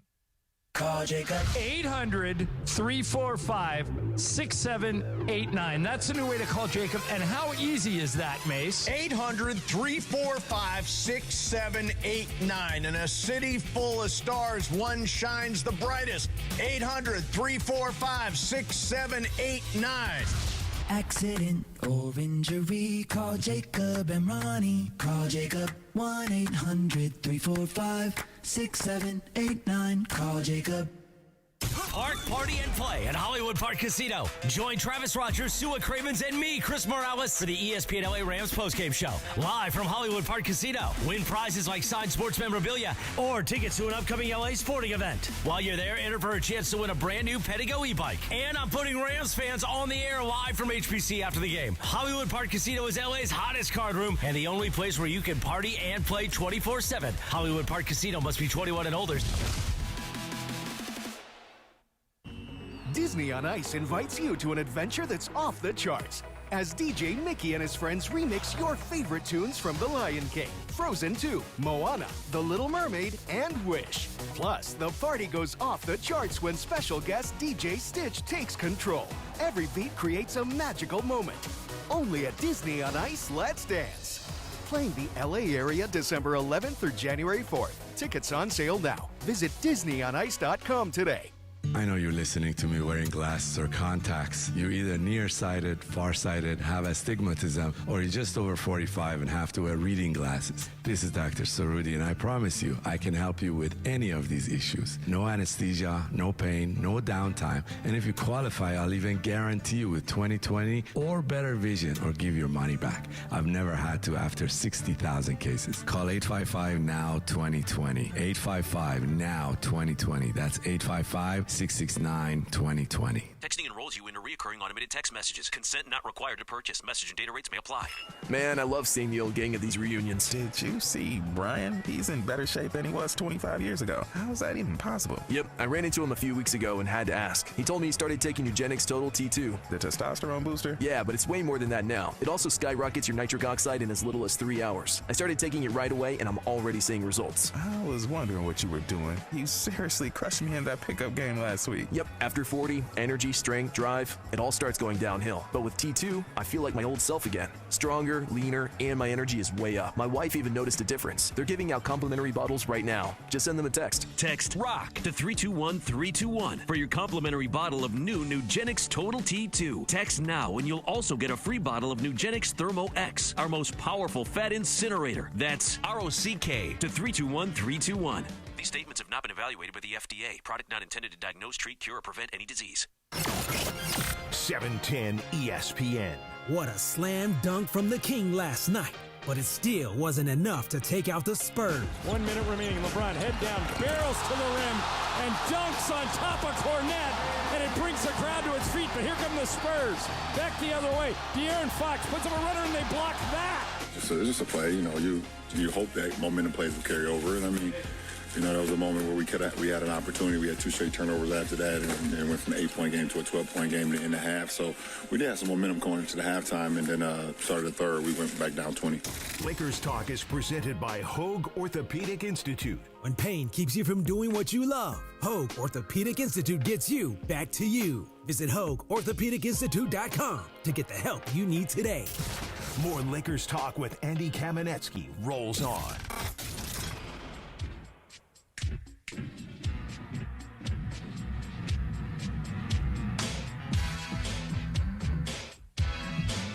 Batman soundtrack. Well, Party Man. That's right. The ode to Jack Nicholson, the new king in town. That's right. Who I think is still the best Joker. Heath Ledger. Stop it. Heath Ledger. Shut your mouth. Nicholson may have been the most fun Joker. He might have been the most fun Joker. The best Joker was. No. I don't like no psycho, diabolical person. I like a fun, smiling Joker, having a good time. He's killing people too, but he's smiling. Yes, He's having fun. Exactly. Over in the Lakers Talk YouTube chat, DeAndre, they're saying you're a hater of Vando. Look, man, I'm not a hater. I'm not a hater of anyone. I'm just trying to make it seem. I'm trying to be realistic, man. We see in games where he does play, and the spacing is not there. No, the spacing would be affected. There's no. I just feel like there can be ways to work around it, like. And we're going to take a couple more calls and then get into Rich Paul. The biggest thing I would say that I would like to see JJ try with Vando specifically is play Vando with more offensive players. I think that JJ has gotten into a habit of playing him often with some of the more defense-oriented guys, the defense-first guys, offensive-limited, like the Luka and the Banshees type thing that he was doing last year, which I understand the concept of it. But I think those looks actually exacerbate Vando's limitations more than if he was playing with at least 3 of Luka, LeBron, Austin, or like Luka, Ayton, Rui, like something like that. And the spacing will still be disrupted when you really think about it. but I think it'll be less disrupted, though, because those guys, it may not be true spacing, but they all have gravity. Like, they're all going to occupy defenders. Like, you're never going to leave some of those guys alone. Like, even if the spacing gets wonky to some degree, you're never going to leave those dudes alone. But I feel like the more guys you put out there that really are offensive neutrals with Vando, then I think, like, the problems become really, really amplified. But, like, again, like, if you throw them out there, like, what real difference is it going to make with currently how their roster is constructed? If you throw them out there with Luka, AR, LeBron, and DeAndre Ayton, like, what offense are you going to try to run? They're going to do the same offense, a pick and roll 2-man game with DeAndre Ayton and Luka, or a 2-man game with DeAndre. It's Ayton more and on the defensive end trying to disrupt what the other team's doing. So if he picks him at 94 feet, then what happens? They don't rotate correctly in certain games. We've seen last night was a perfect example. So that's what I'm trying to get at. Okay, now, individually, he's not going to make that much of a difference right now. I think individually he can make a difference if other things are being done well. Like, you are correct. If you're looking at Vando to be the magic bullet, no, that's not going to happen. I just feel like they are looking for guys who can at least be somewhat of a foundation for what they're trying to fix, not just defensively, but also with rebounding, with general energy, with trying to create plays through disruption defensively. Isn't that what Marcus Smart is for then, if that's the case? Yeah, it is, but I think they need more than one guy. So you're going to throw Marcus Smart and then try to pair him up with Vanderbilt? No. I'm saying, that's what I'm saying. It's like, where's the minutes for him at that point? No. I'm saying I would actually stagger those two. I would actually try to play those two together as little as possible, unless maybe you're closing out like in a specific look or something like that. I would try to separate them. I would be looking to try to play Vando with more offensive guys, like, you know, as you're cycling through the rotation or whatever. Because I feel like the more guys you play like Smart with Vando, I totally agree with you. But I'm saying, like, they're saying now he's a great cutter. I'm just trying to where I'm not hating. I'm just saying, where's the moments where we've seen him make a great cut? You know, we've seen him doing nothing but spot up in the corner this year. Now that is actually, I think, more on JJ, because early, if you remember, and it's weird to bring up the things that Darvin did right, because I know most Laker fans feel like he did nothing right. He did actually find more utility for Vando as a cutter during that early period. Remember when they went to the Western Conference Finals? They were finding ways to use Vando's anti-gravity as a weapon, and the fact that he was being ignored, they were actually using for baseline cuts and stuff like that. I think the real problem with Vando is not the shooting; it's that he's a bad finisher. I actually think that's a bigger problem than the shooting. So if he's a bad finisher, you want him to cut, and he's a bad finisher. Wait, is he going to make the extra pass at that point? I'll be honest. I'm not that worried about what his offensive role is. I mean, if I'm being perfectly honest, I want him out there to try to disrupt the other team's offense for maybe 5 to 10 minutes a night. But that's the whole point of this is that the Lakers rely on their offense. That's where I'm getting at. It's like they're not dependent on their defense. If the Lakers go as well as their offense goes. So if their offense is hot, then all of a sudden the energy starts to spark up. And their defense, there's a little bit more intensity. But he can also help them, though, through disruption and creating turnovers, get some easy baskets, which can raise that energy offensively. Again, I personally don't see that happen. If he does get into passing lanes, are they running with them? Are they going to run the floor with them? Like that's what I'm saying. He gets with Vando? I'm saying he gets a steal in the passing lane and stuff like that. It's actually, I think, one of the things he does best is actually move the ball. Sometimes he looks to get rid of it too quickly because I think he realizes he can't shoot or he can't finish. Like he doesn't want to actually get to the rack. Again, it's what I'm talking about is imperfect. You're totally right. Like I want to make it clear. This is not a magic bullet.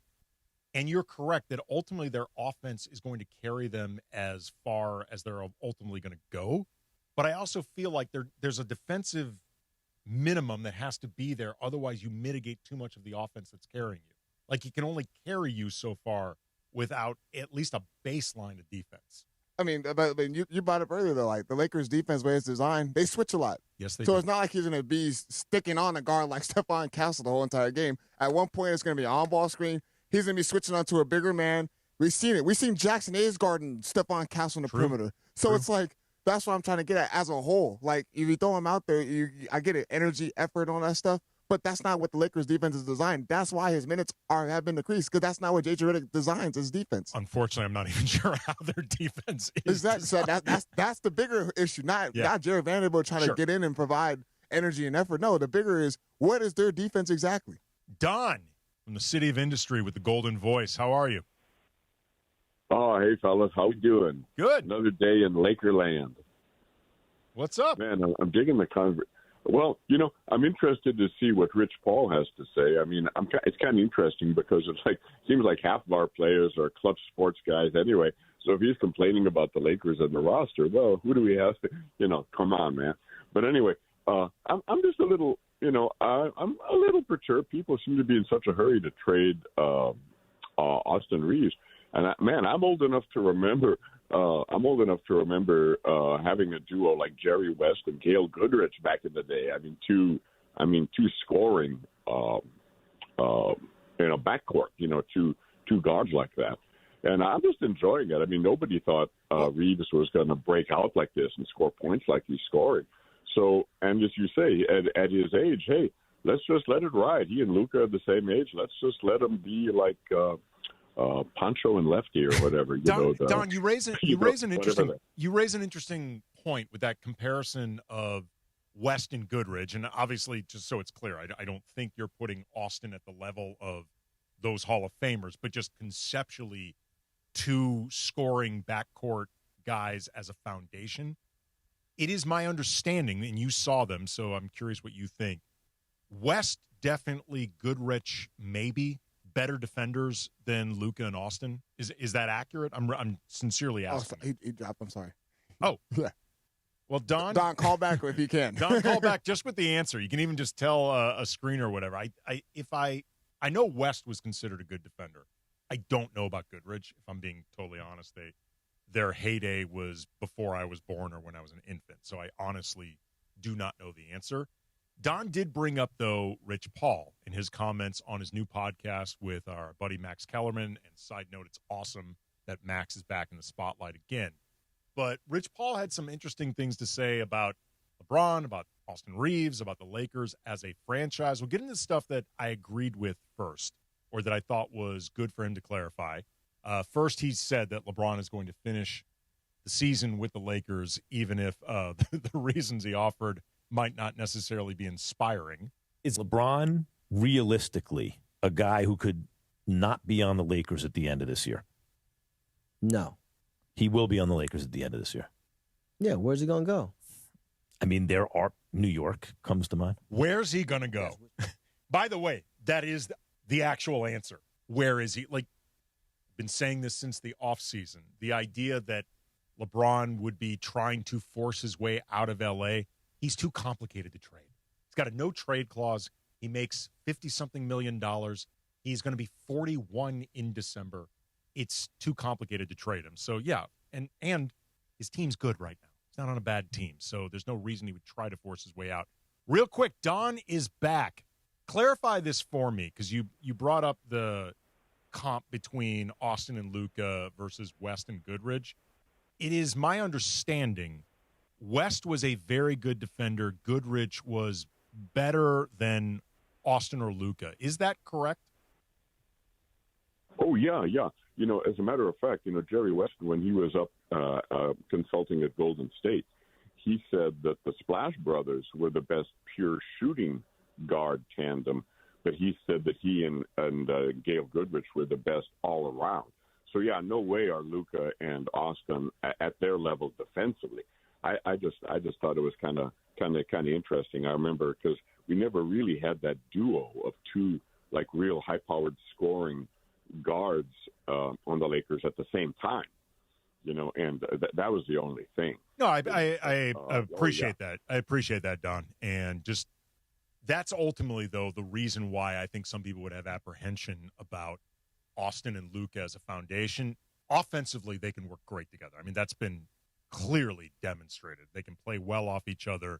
They both can be a handful. It's the defensive issues for both of them, and can you make the cap math work once Austin is no longer one of the best bargains in the league?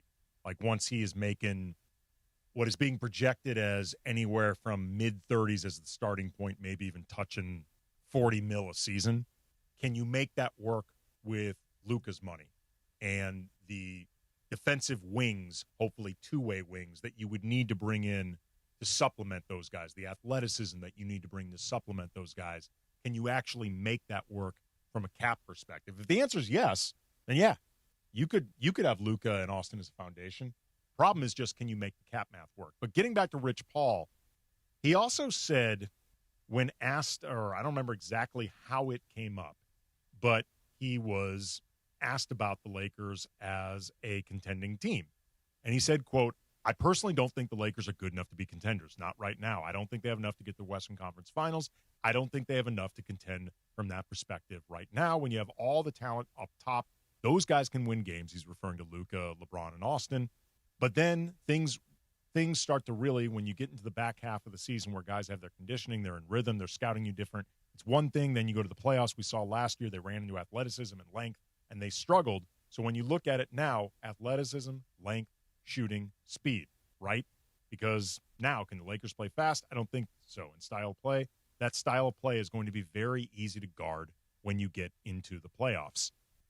I got to say, based on what we saw last night against the Spurs, when the Lakers were up against a lot of speed, a lot of athleticism, a lot of youth, a lot of really high-powered guards and wings, they really struggled. Like, in a lot of ways, the scouting report that Rich Paul offered, it might seem very blunt coming from an agent on a podcast who represents one of the highest-profile athletes in sports, much less in the NBA, who happens to be on the Lakers, but there was very little to refute based on what we saw last night, and also in the 7 losses the Lakers have had, athleticism and speed, checking guards, ball containment, stuff like that has inevitably been an issue. So Lakers fans may not like hearing that from Rich Paul, but there's not a lot to argue. He did say some things, though, that I also thought were interesting, but also may have crossed a line a bit. And we'll talk about all that coming up next. Take some more of your calls. Lakers Talk, 710 ESPN.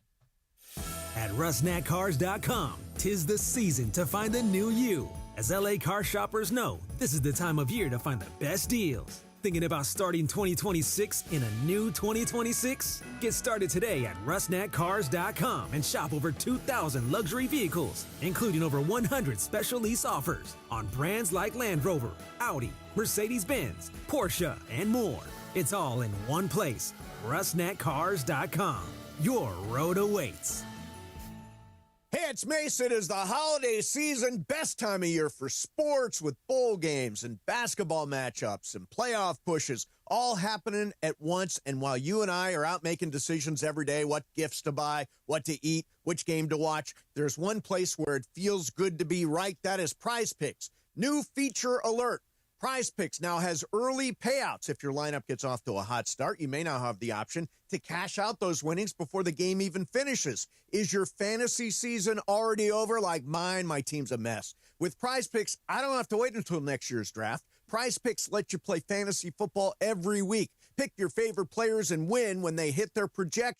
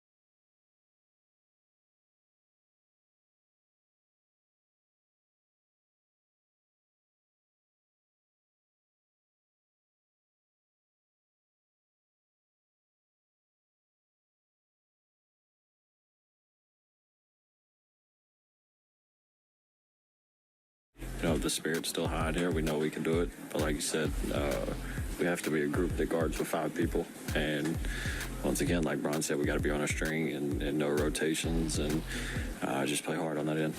Lakers Talk is presented by Hoag Orthopedic Institute. When pain keeps you from doing what you love, Hoag Orthopedic Institute gets you back to you. Visit HoagOrthopedicInstitute.com to get the help you need today. And all new Lakers Talk is on right now. Back to Andy Kamenetsky.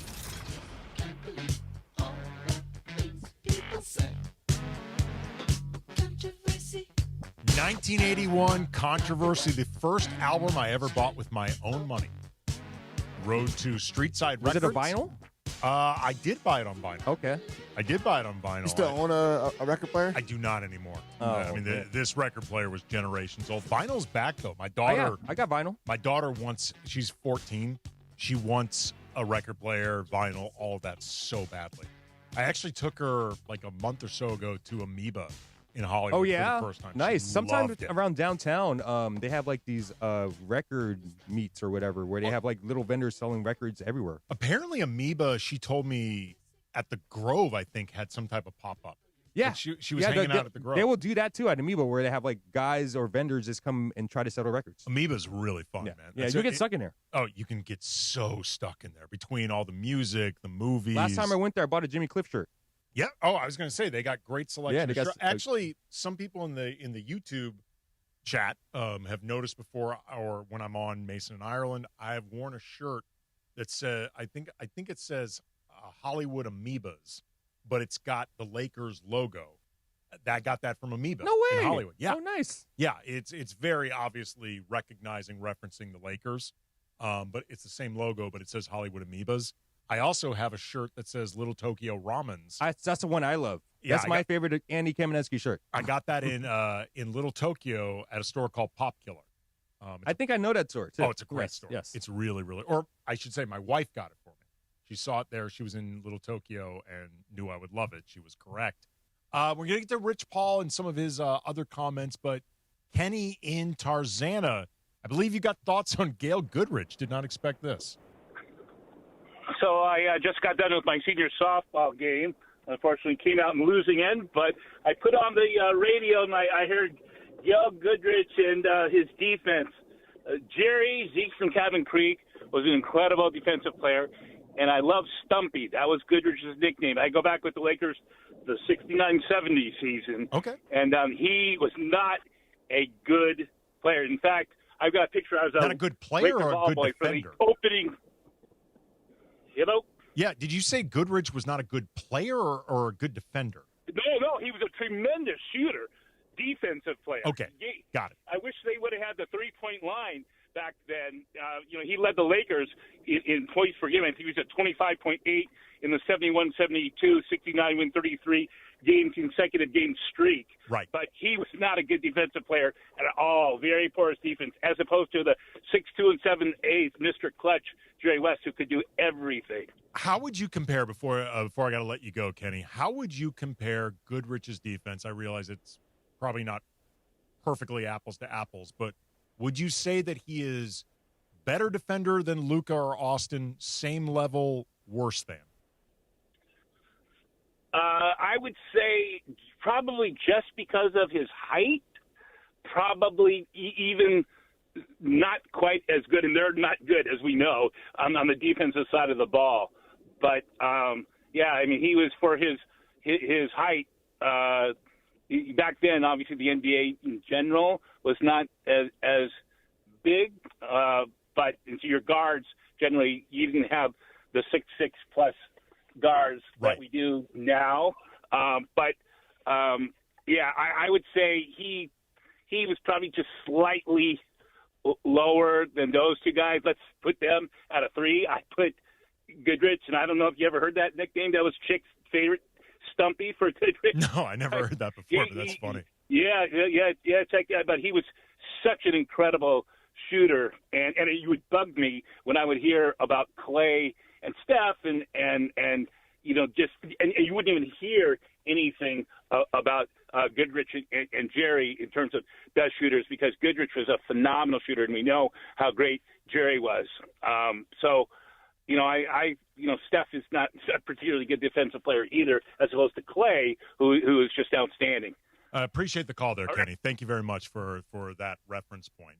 Again, the real question is, can you afford, within the cap constraints, the type of defense and athleticism that you'd have to put around Luka and Austin to supplement that? If the answer is yes, then I do think you can work with them as a foundation. I just think it's going to be a cap challenge. I just think that's going to be difficult with those two making roughly $100 million between the two of them, if I had to ballpark this, and that's a challenge.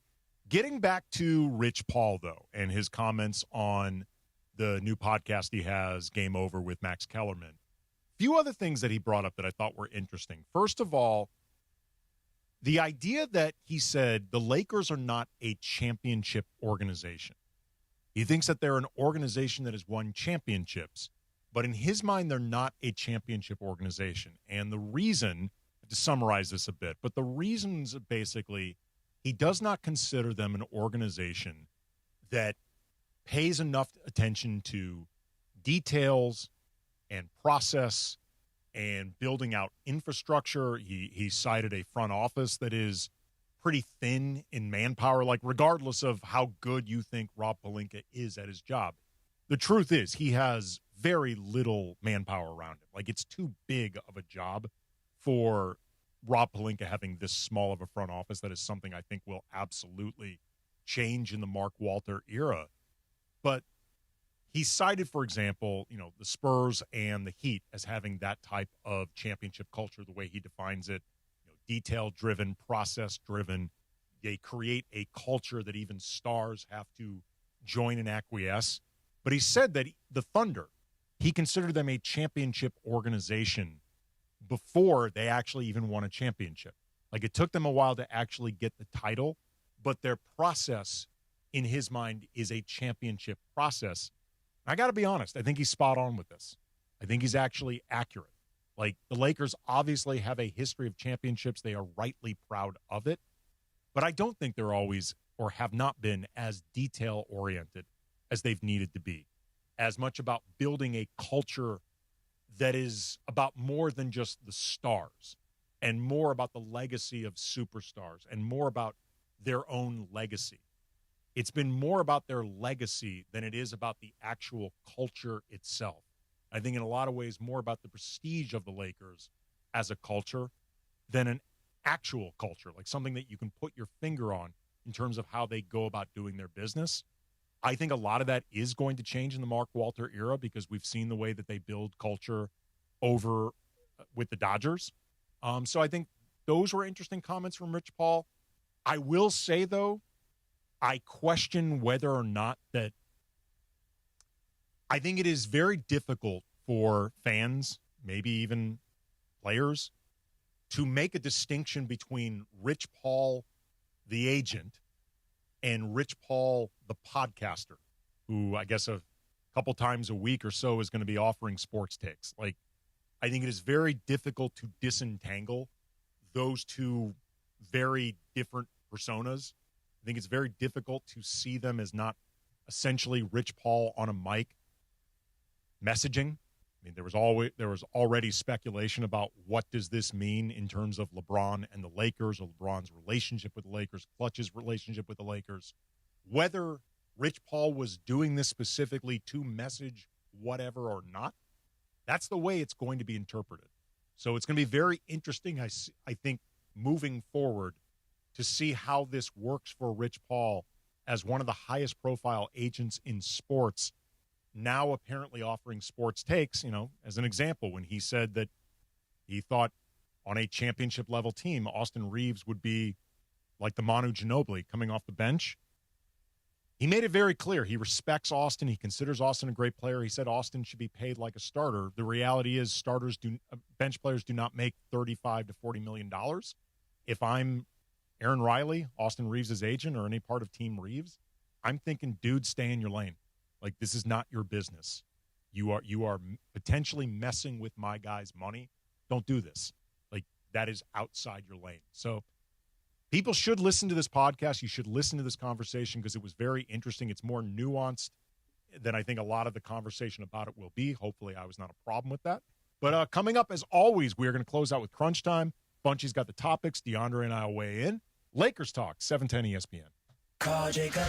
LA, are you ready? Introducing your new hotline for accidents and injuries. 800-345-6789. That's not a score, guys. That's the number. 800-345-6789. Because when LA gets hurt, there's only one call that counts. Accident or injury, call Jacob and Ronnie. Call Jacob. 1-800-345-6789. Call Jacob. To help those who want to be helped, but may not be able to afford it. That's what PGA Tour winner Grayson Murray had envisioned for a foundation before he sadly took his own life at just 30 years old. His parents channeled their grief into creating the Grayson Murray Foundation, carrying out his vision to help those struggling with mental health and addiction. To donate and learn more, visit GraysonMurrayFoundation.com. Nothing compares to the energy of the purple and gold in person. In the arena, it just feels different. Don't miss your opportunity to catch the Lake Show live and soak up all the action. The best place to get 100% verified, secured game tickets all season long is Lakers Ticket Exchange. It's the official resale marketplace of the Los Angeles Lakers, where you can buy and sell tickets with other fans just like you. Lock in your seats now at Lakers.com/ticket exchange. That's Lakers.com/ticket exchange. Hey, it's DeMarco. Game day in LA just got a whole lot more intriguing. Hendrick's Gin, uncommonly crafted with cucumbers, roses, artistry, and imagination, brings a flavor that's anything but ordinary. As the official gin partner of SoFi Stadium and your Los Angeles Rams, we're inviting Rams fans everywhere to elevate the cocktail lineup and make every game refreshingly unique. Find your next winning drink play at HendricksGin.com. Please drink the unusual responsibly. Hendrick's Gin, 44% alcohol by volume, imported by William Grant & Sons, New York, New York. Hey, everybody, it's Cap. Inheriting a home can be overwhelming, but Seller's Advantage makes it easy. One customer shared, and I quote, "Inheriting a home felt like too much work. Seller's Advantage gave us a reasonable offer, handled everything, and closed in 3 weeks. I highly recommend them." End quote. Skip repairs and headaches. Call Seller's Advantage at 888-390-AS-IS or visit sellersadvantage.com for your free cash offer. DRE number 01961658. Don't worry, sell happy with Seller's Advantage. It's crunch time on Lakers Talk. When the clock is ticking and it's all coming down to the wire, you know what that means. This is crunch time.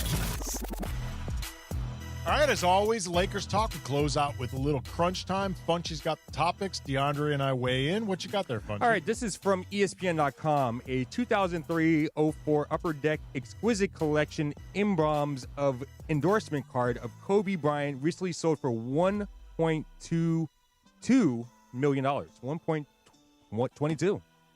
So, yeah.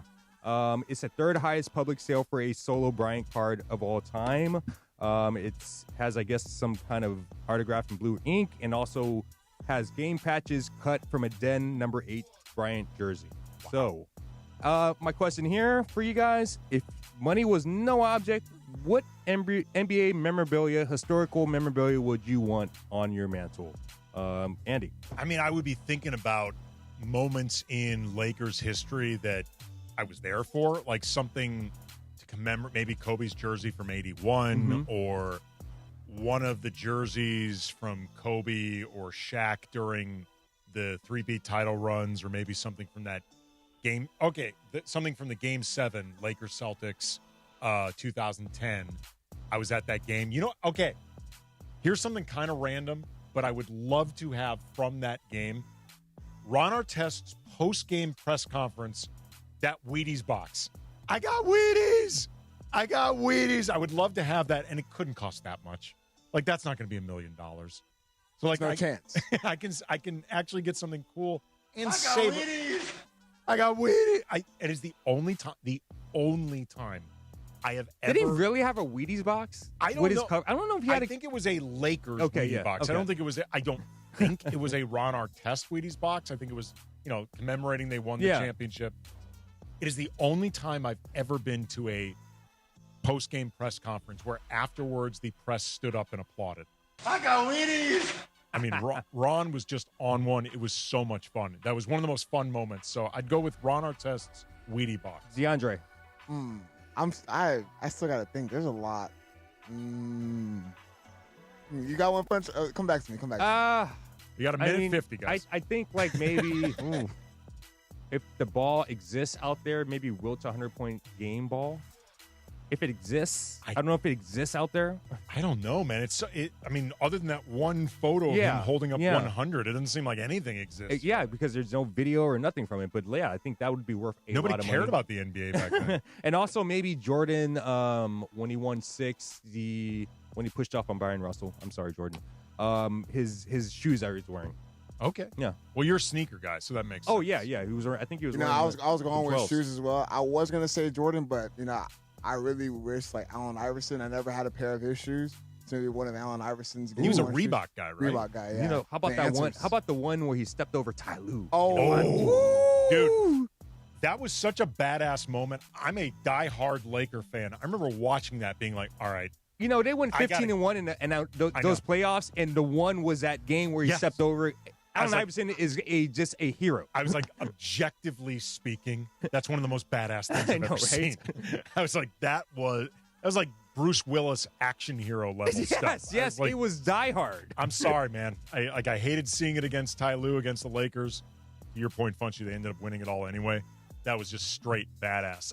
Thank you to Dan Woike from The Athletic, covers the Lakers. Follow him on Twitter at Dan Woike Sports for swinging by. Thank you to everybody who called in. Thank you for everybody who's been hanging out in the YouTube chat.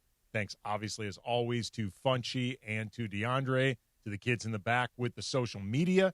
We are going to be back, I believe, next Tuesday. We're going to be back Tuesday from 6 to 8. Lakers Talk. See everyone then. 710 ESPN. At Children's Hospital Los Angeles, we're a nationally recognized leader in pediatric care, honored by U.S. News & World Report as one of the best in the country.